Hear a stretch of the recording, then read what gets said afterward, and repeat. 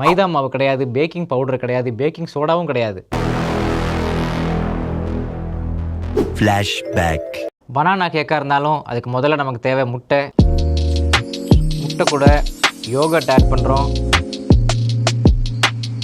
பிளெண்டரில் போட்டு எடுத்தோம், நமக்கு 2 பவுல் கிடச்சிருக்கு. இது நம்ம ஓடிஜியில் வைக்கலாம், அவனில் வைக்கலாம். ஆனால் நம்ம வீம்புக்குன்னே ஏர் ஃபயரில் வைக்க போகிறோம். எல்லோரும் பயப்படுறதுக்கு காரணம் இந்த டெஃப்லான் தான். இந்த டெஃப்லான் 260 டிகிரி வரைக்கும் ஸ்டேபிளாக இருக்கும். 300 டிகிரிக்கு மேலே போனால் தான் உருக ஆரம்பிக்கும். பெரும்பாலான ஏர் ஃபயரில் பார்த்தீங்கன்னா மேக்ஸிமம் டெம்பரேச்சரே 200 டிகிரி தான். இந்த டெஃப்லானே இப்போ அவுடேட் ஆகிடுச்சு. இப்போ வரக்கூடிய லேட்டஸ்ட் ஏர் ஃபயர் மாடல்லாம் செராமிக் ஏர் ஃபயர் வந்துருச்சு, ஸ்டெயின்லெஸ் ஸ்டீல் ஏர் ஃபயர் வந்துருச்சு. இன்னொன்று சொல்ல மறந்துட்டேன், இப்போ நான் வச்சிருக்கிறது ஃபிலிப்ஸ் ஏர் ஃபயர். இந்த ஏர் ஃபயருக்கும் எனக்கு எந்த சம்மந்தமும் கிடையாது. இதுக்கு விளம்பரம் பண்ணவங்கலாம் அமிதாப் பச்சன், சச்சின் டெண்டுல்கர் போன்ற ஜாம்பவான்கள். அந்தளவுக்கு நான் இன்னும் வளரல இதுக்கு ப்ரொமோட் பண்ணுற அளவுக்கு. மோரோவர் நீங்கள் ஏர் ஃபயர் வாங்கினாலும் சரி வாங்கலனாலும் சரி எனக்கு எந்த லாபமும் நஷ்டமும் கிடையாது. ஒரு நல்ல பொருளை பற்றி மக்கள் தேவையெல்லாம் பயப்படுறாங்களே அப்படிங்கிறதுக்காக நான் கிளாரிஃபிகேஷன் கொடுக்குறேன். இந்த ஏர் ஃபயருக்குள்ளேயே நம்ம இந்த போரோசிலிகேட் கிளாஸோடு தான் வைக்க போகிறோம். இதை நம்ம 170 டிகிரி செல்சியஸில் 15 நிமிஷம் வச்சுட்டு எடுக்க போகிறோம். பார்ப்போம் கேக் எப்படி வருதுன்னு. கேக் வாசம் சூப்பராக இருக்குது. சுற்றாமல் இருக்கிறதுக்காக இதை வச்சுட்டு எடுப்போம். ஏன்னா கிளாஸாக இருந்தாலும் இங்கே பாருங்கள்,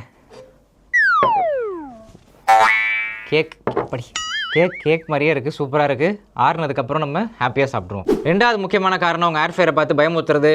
அக்ரிலமைட் ஃபார்ம் ஆகிடும், அக்ரிலமைட் யூஸ் பண்ணால் கேன்சர் வரும் அப்படிம்பாங்க. அக்ரிலமைட் சிக்கன், மட்டன், மீன், ஃபிஷ், பன்னீர் இதெல்லாம் ஃபார்ம் ஆகாது, வாய்ப்பே கிடையாது. கோதுமை பிரெட், உருளைக்கிழங்கு சிப்ஸ், காஃபி பீன்ஸ் இதெல்லாம் வறுத்தா தான் அக்ரிலமைட் ஃபார்ம் ஆகும். உருளைக்கிழங்கு சிப்ஸ் எல்லாம் நம்ம எண்ணெயில் போட்டு பொரிச்சாலும் அக்ரிலமைட் ஃபார்ம் ஆக தான் செய்யும். மாடர்ன் மெடிசின், மாடர்ன் எக்யூப்மெண்ட்ஸ் இதுக்கு எதிராக பேசுகிறவங்க எல்லாருமே இப்படி தான் டார்கெட் பண்ணி ஃபியர் மாங்கரிங் பண்ணிகிட்டே இருப்பாங்க. வீட்டில் ஒய்ஃபை மோடம் யூஸ் பண்ணீங்க அப்படின்னா பிரெயினில் கேன்சர் வரும் அப்படிம்பாங்க. செல்ஃபோன் ரொம்ப பேசுனீங்க அப்படின்னா கண்டிப்பாக காதில் கேன்சர் வரும்பாங்க. வீட்டில் சிமெண்ட் வச்சு கட்டினீங்க அப்படின்னா அதை சுவாசிச்சா நுரையீரலில் கேன்சர் வந்துடும் அப்படின்னு கண்டிப்பாக பயமுத்துவாங்க. நீங்கள் வாழ்கிற வாழ்க்கை எல்லாமே தப்பு. நீங்கள் ஒரு நஞ்சுள்ள உலகத்தில் வாழ்ந்துட்டு இருக்கீங்க.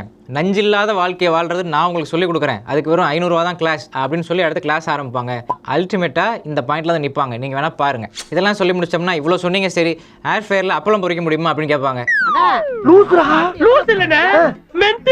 அதையும் ட்ரை பண்ணி பார்த்துருமே. என்னப்ப வாங்க பார்ப்போம். அப்பளத்தை எடுத்துகிட்டு வந்துட்டேன். அவசரத்துக்கு இந்த அப்பளம் தான் கிடச்சிது. இதை பார்த்தாலே செந்தில் ஞாபகம் தாங்க வருது. திஸ் இஸ் குஷ்பு அப்பளம், திஸ் இஸ் குடும்ப கட்டுப்பாடு அப்பளம்னு சொல்லுவார்ல, அது மாதிரி இந்த அப்பளத்தை என்ன பேர் வைக்கிறதுன்னு நீங்களே சொல்லுங்கள். இதை 170 டிகிரி செல்சியஸில் 3 மினிட்ஸ் ஏர் ஃபயரில் வச்சு எடுத்து பார்ப்போம் எப்படி வருதுன்னு. கேக் சூப்பராக வந்துருச்சு. அப்பளம் எப்படி வரப்போகுதுன்னு தெரில. கருகிருச்சுன்னா மானம் போயிடும். ஓவராக வேறு பேசிட்டோம். எக்ஸைட்டடாக இருக்குது. வாவ், இங்கே பாருங்க, நெருப்பில் சுட்டா கூட இப்படி வராதுங்க. கருகாமல் அட்டகாசமான அப்பளம். உலகத்திலேயே ஏர் ஃப்ரையரில் அப்பளம் சுட்ட கரகாட்ட கோஷ்டி நம்ம கோஷ்டியாக தான் இருப்போம்.